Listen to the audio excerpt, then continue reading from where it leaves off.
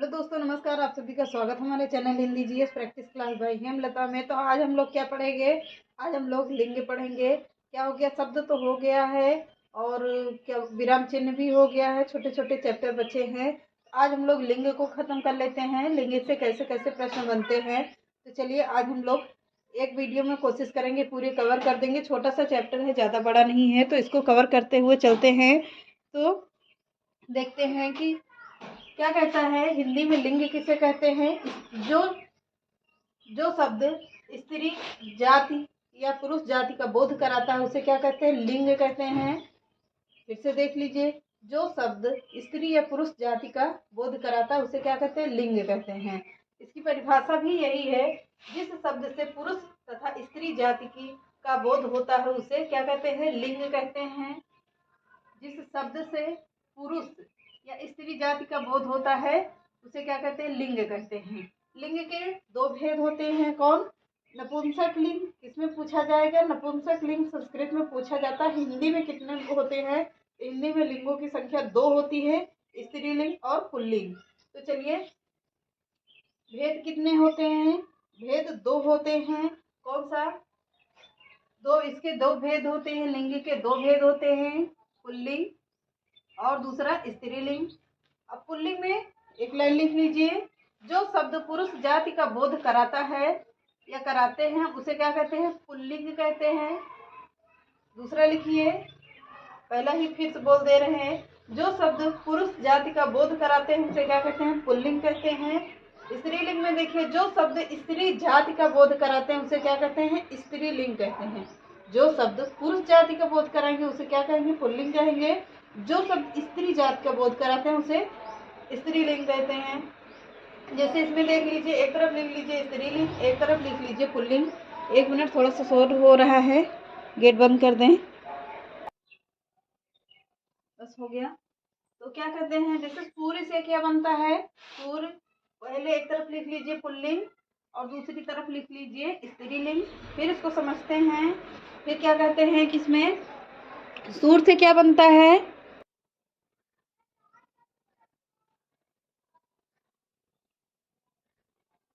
क्या कहते हैं, सूर्य से कौन सा शब्द बनता है? सूर्य से क्या बनता है? स्त्रीलिंग में सूर्य, पुरुष में क्या हो जाएगा? पुल्लिंग में सूर्य हो जाएगा। स्त्रीलिंग में इसे क्या कहेंगे? सूर्य कह देंगे, सूर्य। अब देखते हैं विद्वान का क्या होगा? विदुषी होता है, विदुषी इसको स्त्रीलिंग में कहेंगे। कर्ता का क्या कहते हैं? कत्री कहते हैं। कर्तरी नहीं होगा, कत्री होता है, इसका शुद्ध शब्द होता है कत्री। और क्या कहता है? विधाता का क्या होगा? विधात्री होता है, विधात्री। क्या होगा? विधाता का विधात्री होता है। भगवान का क्या होता है? भगवनी नहीं होगा, भगवती होता है। कहते हैं ना माँ भगवती, तो भगवती होता है। नेता का क्या होता है? नेत्री होता है। शुद्ध शब्द नेत्री होगा। नेताइन नताइन तो ऐसे ही बोल लेते हैं, आइन प्रत्यय जोड़ेंगे तो क्या बनेगा? नेताइन बनता है। तो नेता का क्या होगा? नेत्री होता है, ना कि नेताइन होता है, ना अदर चीजें बोलेंगे, केवल नेत्री बोलते हैं इसको शुद्ध शब्द में। नेताइन में जैसे आइन प्रत्यय जोड़ते हैं तो क्या बोलते हैं? नेताइन बोलते हैं, ठकुराइन बोलते हैं, पंडिताइन बोलते हैं। आइन प्रत्यय लगाएंगे तब यहाँ पर ऐसा शब्द बोला जाएगा। जैसे कौ का, कवि का क्या होता है? स्त्रीलिंग में क्या होगा? कौ स्त्री होता है, कौ स्त्री होता है। कवित्री नहीं लिखा जाएगा, शुद्ध शब्द ये होता है, कवित्री होता है। अभिनेता का क्या होता है? अभिनेत्री होता है, अभिनेत्री होता है। और वीर का क्या होगा? वीरता होता है। वीर का स्त्रीलिंग क्या बनेगा? वीरता बनता है। साधु का क्या बनता है? साधु का कोमल का कोमलांगी बनेगा।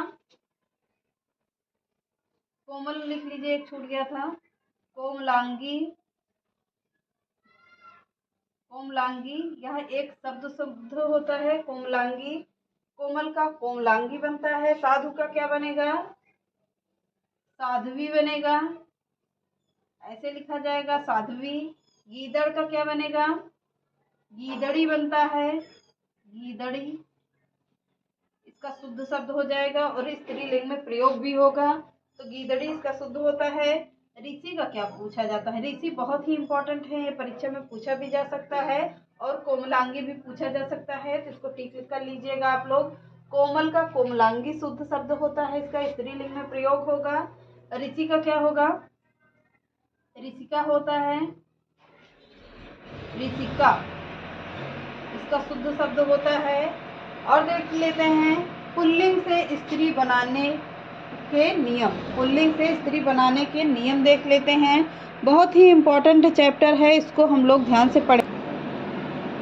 अब थोड़ा सा बहुत शोर हो रहा है तो हम लोग थोड़ा सा तेज पढ़ेंगे। आप लोग थोड़ा सा प्लीज़ हमारा साथ दीजिएगा, यहाँ पर बहुत शोर हो रहा है तो डिस्टर्ब हो रहा है। कोशिश करते हैं जल्दी से इसको ख़त्म कर देते हैं। तो चलिए देखते हैं पुल्लिंग से स्त्रीलिंग बनाने के नियम देख लेते हैं। आकारांत या आकारांत क्या होता है? आकारांत या आकारांत शब्दों में अंत में क्या जोड़ देते हैं? ई प्रत्यय जोड़ देने पर क्या बनता है? स्त्रीलिंग बन जाता है। स्त्रीलिंग बन जाता है। भला का क्या होगा? भली होता है। भला से क्या बनेगा? भली शब्द बन जाएगा। स्त्रीलिंग में ई जोड़ेंगे तो बड़ी ई जोड़ेंगे तो क्या बनता है? बड़ी ई की मात्रा ही निकलेगी, भली बन जाता है। बड़ा का क्या होगा? बड़ी बन जाता है। और इन्हीं प्रत्यय जोड़ देने पर, अब देख लेते हैं दूसरा नंबर लिख लीजिएगा। इन्हीं प्रत्यय जोड़ देने पर मोर का क्या बन जाएगा? मोरनी बन जाता है। और शेर का शेरनी बन जाता है, शेरनी। सरोज का क्या बनता है? सरोजनी बनता है, सरोजनी, इसका शुद्ध शब्द हो जाएगा। अब इन प्रत्यय जोड़ देने पर क्या बनेगा? जैसे क्या होता है, इन प्रत्यय जोड़ देने पर क्या बनता है? माली का मालिन हो जाएगा, मालिन। और कहार का कहारिन हो जाता है, कहारिन। और तेली का क्या हो जाता है? तेलिन हो जाता है, तेलिन। कहारिन, तेलिन। आनी प्रत्यय जोड़ देने पर क्या होता है? जेठ का क्या हो जाएगा? जेठानी हो जाता है। और देवर का देवरानी हो जाता है, देवरानी हो जाता है। अब आइन प्रत्यय जोड़ देने पर लिख लीजिए।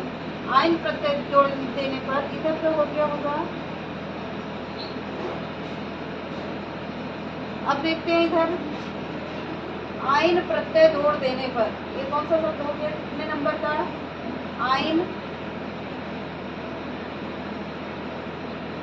आइन प्रत्यय जोड़ देने पर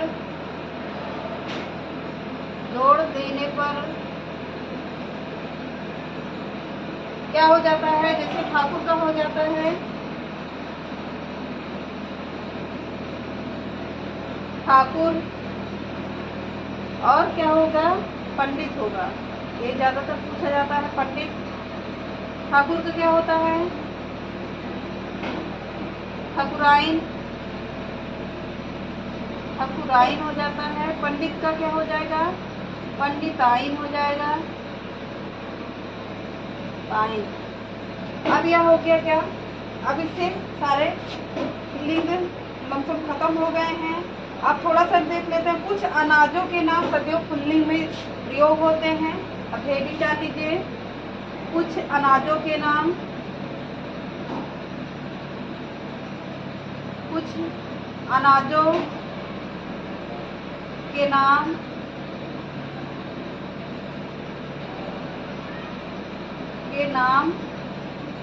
सदैव पुल्लिंग होते हैं, सदैव पुल्लिंग होते हैं, पुल्लिंग होते हैं। थोड़ा सा फास्ट कर रहे हैं क्योंकि हमको शोर हो रहा है। तो जैसे सरसों, मकई। सरसों यूपी टेट में पूछा गया प्रश्न था, इसको विवाद में भी रखा गया था। सरसों, मकई। और क्या होता है? मूंगफली, मटर, अरहर। मूंगफली, मटर, अरहर, इतने शब्द हो गए। और कुछ नदियों के नाम सदैव स्त्रीलिंग में होते हैं। कुछ नदियों के नाम,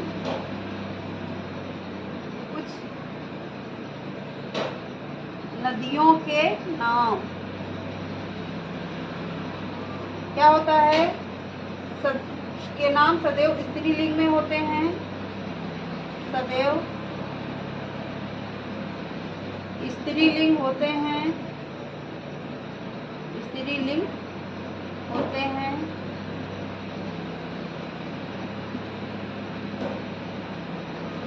स्त्रीलिंग होते हैं। अब आगे देख लीजिए कैसे कौन कौन सी नदी होती है। ब्रह्मपुत्र, अपवाद में देख लेते हैं। ब्रह्मपुत्र, सोन या सिंधु, ब्रह्मपुत्र।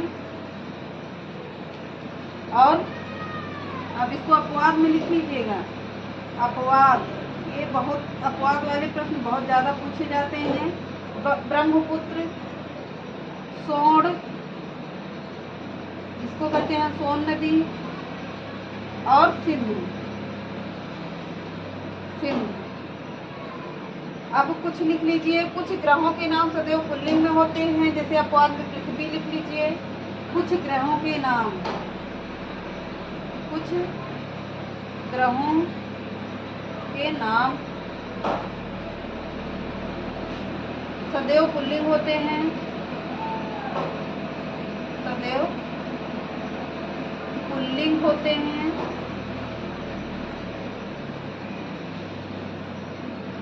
पुल्लिंग होते हैं। जैसे अपवाद में क्या लिख लीजिए। अपवाद वाले प्रश्न बहुत पूछे जाते हैं, इसलिए हम अपवाद को ज़्यादा ध्यान दे रहे हैं। पृथ्वी हो जाएगी, ये अपवाद वाले प्रश्न है।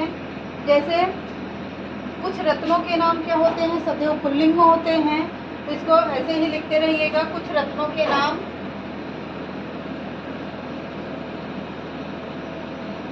हेडिंग डालकर लिख लीजिए। कुछ रत्नों के नाम, थोड़ा सा बचा है खत्म ही कर देते हैं। रत्नों के नाम सदैव क्या होते हैं, कुछ रत्नों के नाम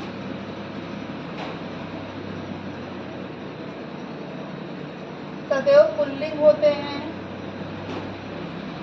पुल्लिंग होते हैं, बाकी लिख लीजिएगा। कौन सा, जैसे अपवाद में चांदी, अपवाद वाले लिखवा दे रहे हैं। अपवाद वाले जैसे क्या होता है, चांदी बहुत पूछी जाती है।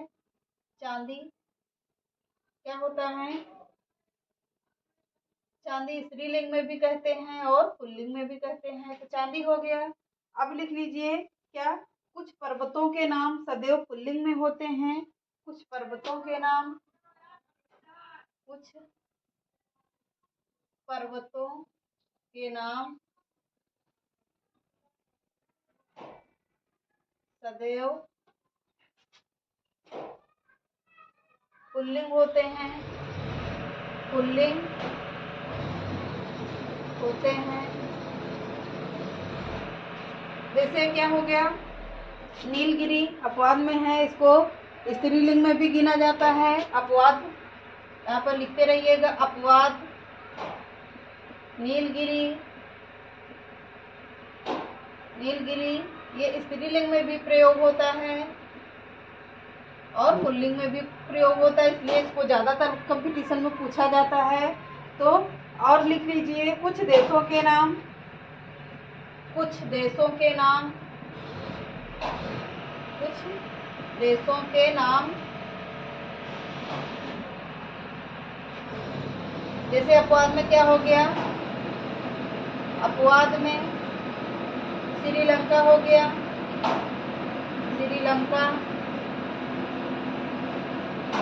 श्रीलंका हो गया। और कुछ वृक्षों के नाम, जिसमें नीचे लिखते चलिएगा ऐसे ऐसे। कुछ वृक्षों के नाम, वृक्षों के नाम, तो जैसे क्या हो गया, अपवाद में जामुन और इमली है, अपवाद में जामुन और इमली हो गया। ये अपवाद वाले ज़्यादातर प्रश्न पूछे जाते हैं, इसलिए हम आप लोगों को अपवाद वाले प्रश्न ज़्यादातर करवा रहे हैं। भाषा तथा लिपियों के नाम सदैव स्त्रीलिंग में होते हैं। 8वां पॉइंट लिख लीजिए, ये सब 7वां हो गया, और क्या, ये 6ठा हो गया, और ये 5वां हो गया, ये 4था हो गया। तो 8वां पॉइंट लिखिए, भाषा तथा लिपियों के नाम सदैव स्त्रीलिंग होते हैं। भाषा तथा लिपियों के नाम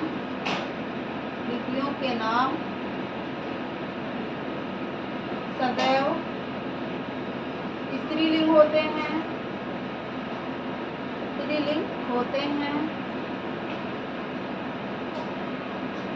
तो इतना आप लोगों को अच्छे से समझ में आ गया होगा। और आपको हमारे हिसाब से तो मतलब लिंग भी खत्म कर दिया हमने, छोटा सा चैप्टर था।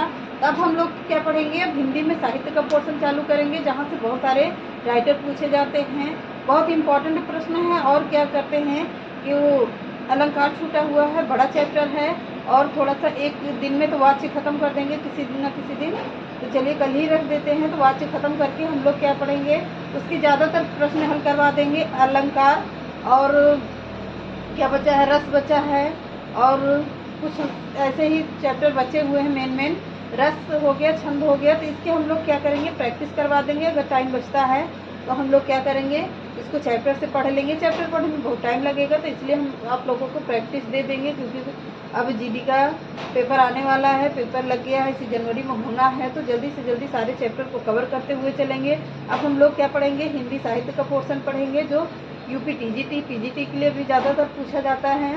तो टीजीटी पीजीटी के लिए विशेष अब हम लोग तैयारी करेंगे। हिंदी साहित्य का इतिहास कल से या परसों से चालू कर देंगे। तो चलिए आज के सेशन को यहीं पर रखते हैं। चैनल पसंद आए तो लाइक करिए, सब्सक्राइब करिए, ज़्यादा से ज़्यादा लोगों को शेयर करिए। नमस्कार।